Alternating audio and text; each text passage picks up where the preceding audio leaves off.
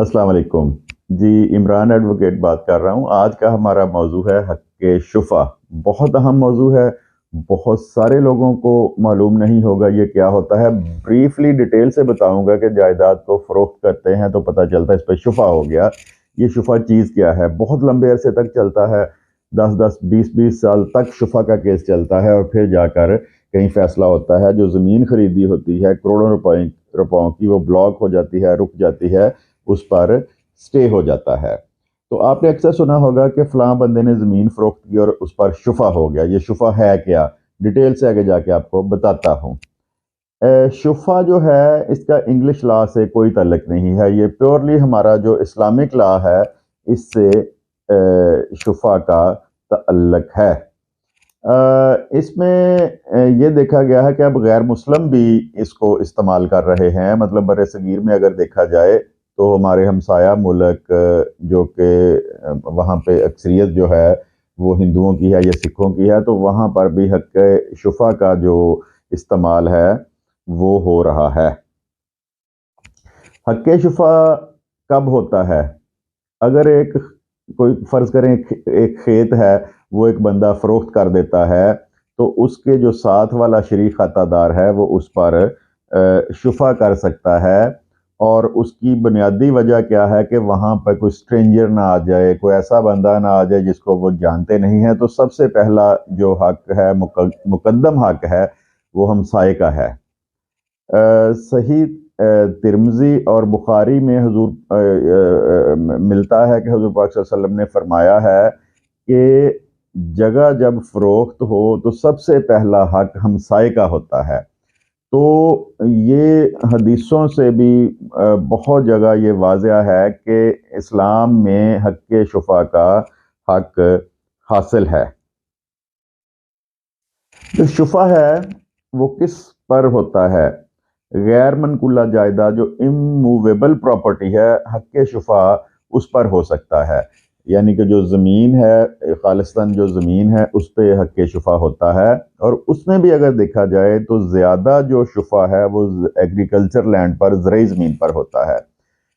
इसमें जो कमर्शियल जायदाद है उस पर हक़ शुफ़ा नहीं होता, क्योंकि हक़ शुफ़ा जैसे मैंने पहले बताया कोई स्ट्रेंजर ना आ जाए, किसी की प्राइवेसी डिस्टर्ब ना हो, तो उस सूरत में शुफ़ा का जो हक़ है वो हासिल होता है। तो जो जो पब्लिक प्लेस है, जो कोई दुकान है, कोई प्लाज़ा है, तो उस पर क्योंकि वहाँ पे तो कोई प्राइवेसी नहीं है, तो वहाँ पर जो है शुफ़ा नहीं हो सकता। ये एक्सरसाइज़ जो है ये ज़्यादातर जो ज़रई प्रॉपर्टी है उस पर होती है।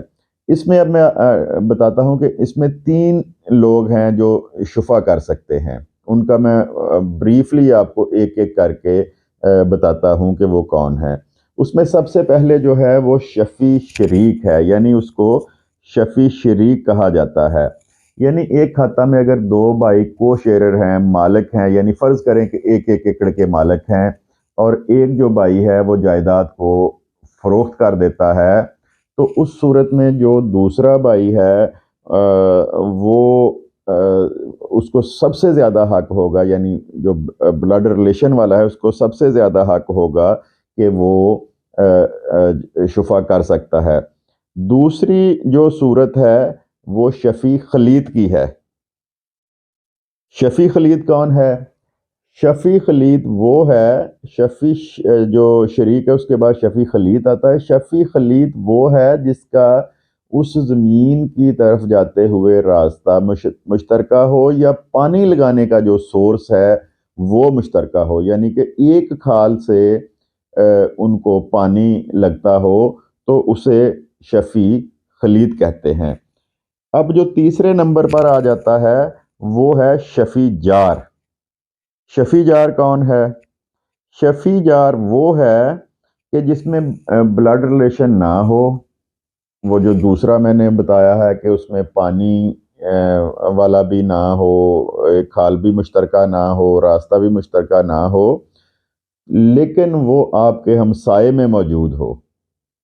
यानी शफ़ी शरीक, शफ़ी खलीत के बाद जो है वो शफ़ी जार आता है, वो आपके हमसाये में मौजूद हो, तो उसका भी हक़ है कि वो हक़ शुफ़ा کر سکتا ہے۔ جی اب میں بتاتا ہوں کہ دعویٰ کس طرح ہو سکتا ہے۔ اس کی 3 بنیادی ڈیمانڈز ہیں، یا آپ کہہ سکتے ہیں کہ اس کی 3 طلبیں ہیں۔ اس میں جو سب سے پہلی طلب ہے وہ طلب مواسبت ہے۔ اس کو جمپنگ ڈیمانڈ بھی کہا جاتا ہے۔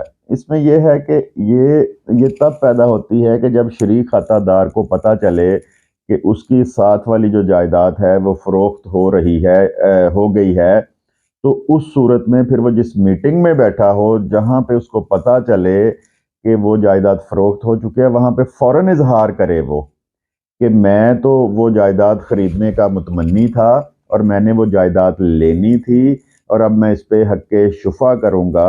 اس کو طلب مواسبت کہتے ہیں۔ اور حق اس وقت دعوے کا پیدا ہوتا ہے جب جائیداد فروخت ہو جاتی ہے۔ جائیداد فروخت ہونے سے پہلے حق شفا کا دعویٰ نہیں ہو سکتا۔ اس کے بعد آ جاتا ہے طلب اجتہاد، یعنی طلب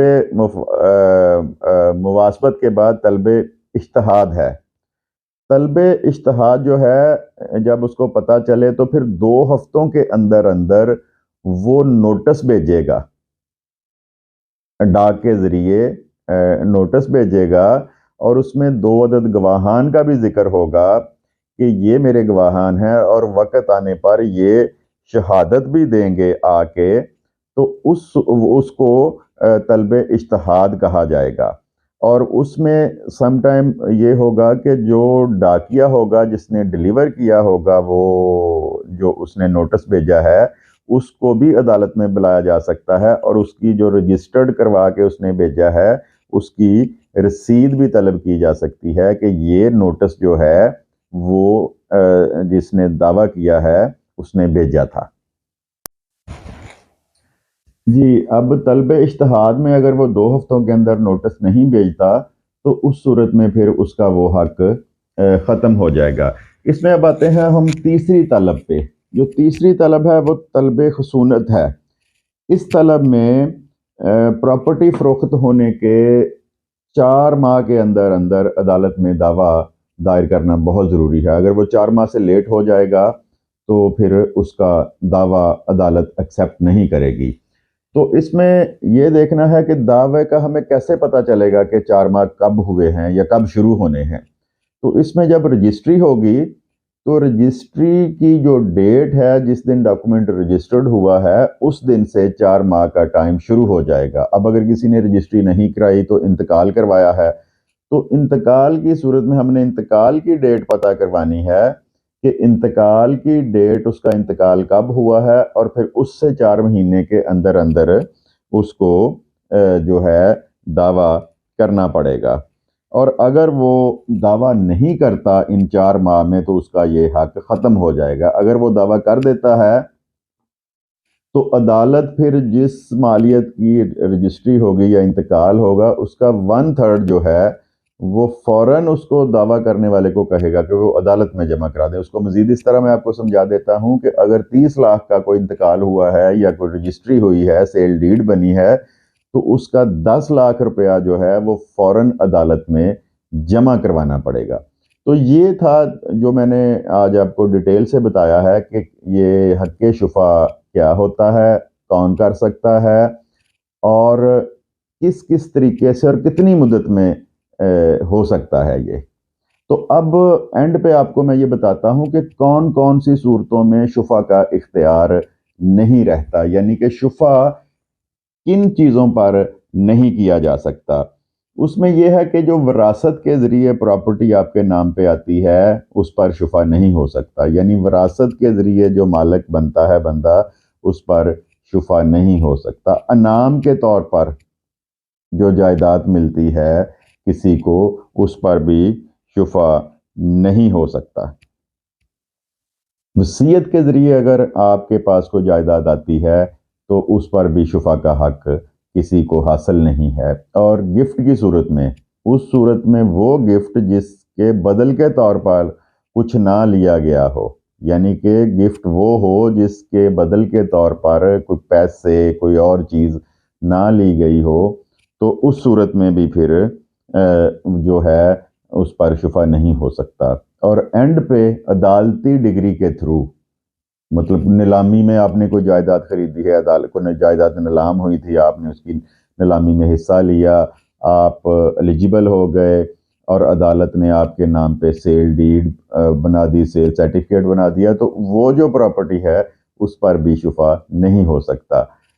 डिटेल से आपको इस चैप्टर पे बताया है, और प्रॉपर्टी का काम करने वाले और ख़ास तौर पर कॉलोनियाँ काटने वाले, ज़रई रकबाजात का काम करने वाले, उनके लिए ये बहुत अहम चीज़ है।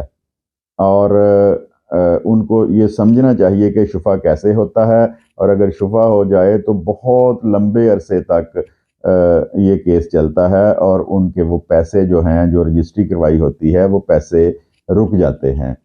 तो वीडियो अच्छी लगे तो इसको लाइक और दोस्तों के साथ शेयर ज़रूर करें, चैनल को लाजमी सब्सक्राइब करें। इंशाल्लाह नेक्स्ट भी इसी तरह की मुफीद वीडियोज़ आपके पास आती रहेंगी। आपका बहुत बहुत शुक्रिया। खुदा हाफिज़।